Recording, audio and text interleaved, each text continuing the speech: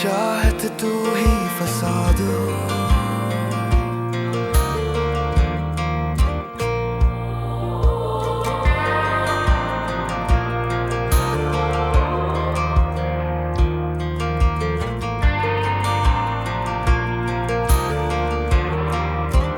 जो सियाहान से बहुत मोहब्बत करते हैं। आपको किसी भी खबर के लिए तैयार रहना होगा।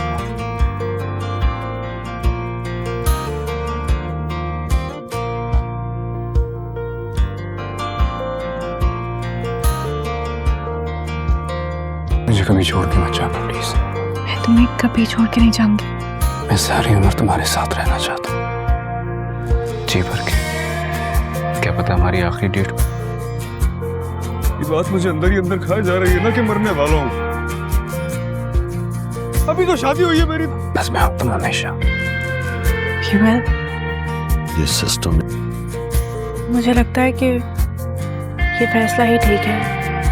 सियाहान के बाद मेरा तो कोई भी नहीं है। जो है वो मुझे भुला चुके हैं और मैं उन्हें। लेकिन सियाहान के तो बाबा हैं। और अपना रास्ता बदलने की कोशिश करें तो यही सिस्टम उनको पैरों से जकड़कर और नीचे खींच लेता है। आज हसीन तुमने लगना है।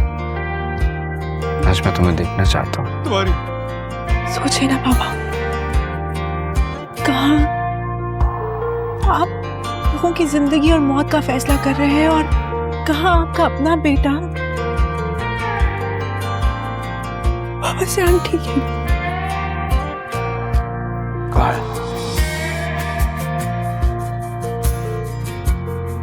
सुन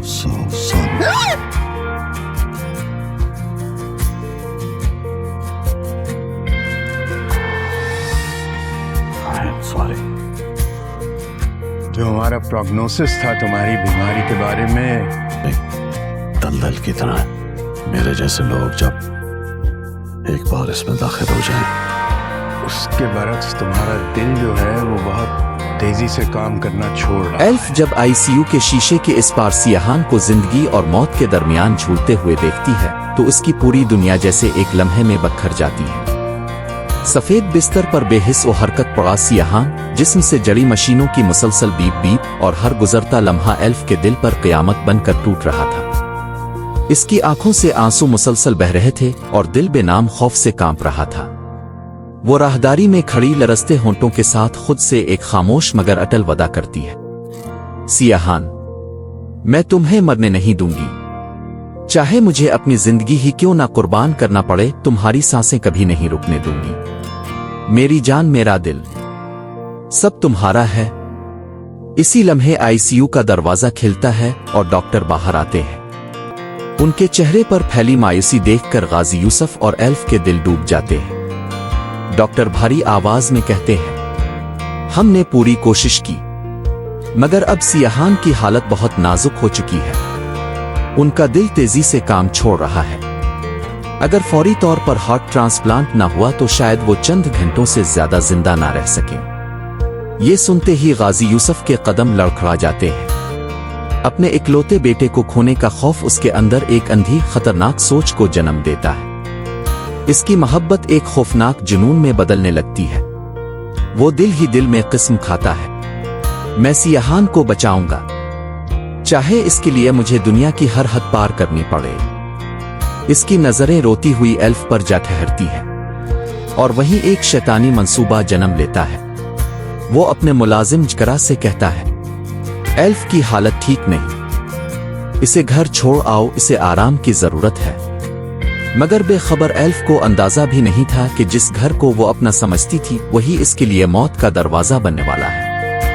घर पहुंचकर एल्फ अपने कमरे में तन्हा बैठ जाती है। सियाहान की यादें इसके जहन पर हावी थीं। इसकी हंसी, इसकी बातें, इसकी मोहब्बत। वो रोते हुए खुद से कहती है, अगर सियाहान ना रहा तो मैं ये दिल लेकर क्या करूंगी। मेरी दुनिया तो वही है। फिर वो एक फैसला करती है।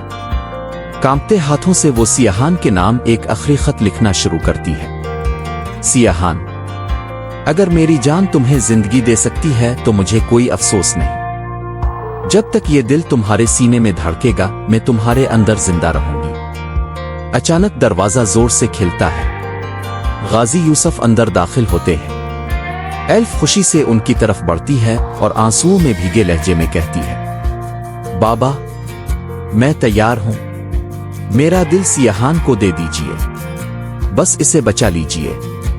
मगर गाजी यूसुफ की आंखों में रहम नहीं था। वो सर्द आवाज में बोलते हैं, मेरे पास कानूनी कार्रवाई का वक्त नहीं है। सियाहान को अभी दिल चाहिए और उसके लिए तुम्हें अभी मरना होगा।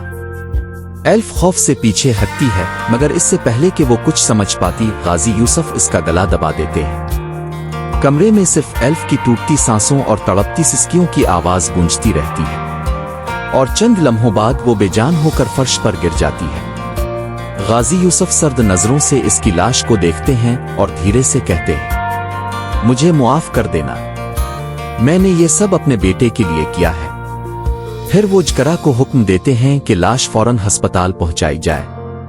डॉक्टर जब हकीकत जानता है तो खौफजदा हो जाता है। ये कत्ल है, मैं ये नहीं कर सकता। मगर गाजी यूसुफ बंदूक उसके सर पर तान देते हैं, अगर मेरा बेटा ना बचा तो तुम भी जिंदा नहीं रहोगे। खौफ, दौलत और धमकी के आगे डॉक्टर का ज़मीर हार जाता है। चंद घंटों बाद एक खुफिया ऑपरेशन मुकम्मल होता है। डॉक्टर बाहर आकर कहता है, मुबारक हो, ट्रांसप्लांट कामयाब हो गया। गाजी यूसुफ के चेहरे पर एक पुरस्कार मुस्कुराहट फैल जाती है। कुछ देर बाद सियाहान को होश आता है। इसके होंठों पर पहला नाम एल्फ का होता है। बाबा, एल्फ कहाँ है? गाजी यूसुफ झूठा रोना शुरू कर देते हैं। बेटा, एल्फ अब इस दुनिया में नहीं रही, इसने अपनी जान देकर तुम्हें बचा लिया। ये सुनते ही सियाहान टूट जाता है। चंद दिन बाद वो एल्फ की कब्र पर जाता है और मिट्टी से लिपट कर फूट फूट कर रोता है। इसे नहीं मालूम था कि जिस बाप के कंधे पर उसने सर रखा हुआ है वही इसकी मोहब्बत का कातिल है। घर वापस आकर सियाहान एल्फ के कमरे में जाता है जहां इसे इसकी डायरी मिलती है। आखिरी सफ़े पर लिखा था, अगर मैं ना रहूं तो मेरी छोटी बहन इल्हाम का ख्याल रखना, इसे कभी अकेला मत छोड़ना। ये पढ़कर सियाहान तुर्की जाने का फैसला करता है, मगर इसे खबर नहीं थी कि दूसरी तरफ एक खतरनाक तूफान इसका इंतजार कर रहा है। तुर्की में गाजी यूसुफ का पुराना दुश्मन औरंगजेब इल्हाम को सच बता चुका था। तुम्हारी बहन ने खुदकुशी नहीं की, इसे कत्ल किया गया है और कातिल गाजी यूसुफ है। ये सुनकर इल्हाम की दुनिया अंधेरे में डूब जाती है, मगर फिर उसके आंसू नफरत में बदल जाते हैं। वो अपनी बहन की तस्वीर हाथ में लेकर कसम खाती है, मैं गाजी खानदान को तबाह कर दूंगी, एक एक सांस का हिसाब लूंगी। अगले दिन सियाहान तुर्की पहुंचता है और पहली बार इल्हाम से मिलता है। सियाहान इसे एल्फ की आखिरी निशानी समझकर अपनाना चाहता है, मगर इल्हाम के दिल में सिर्फ इंतकाम की आग जल रही थी। वो मोहब्बत का झूठा निकाब ओढ़कर सियाहान को अपने जाल में फंसाना शुरू कर देती है, ताकि एक दिन इसे भी इसी दर्द से गुजार सके जिस दर्द में इसकी बहन ने जान दी थी। और यही से शुरू होती है एक नई खतरनाक और सनसनीखेज जंग। नफरत और मोहब्बत की जंग, सच और धोखे की जंग, दिल और इंतकाम की जंग। हमराही तू ही मेरी चाहत, तू ही फसाद हो।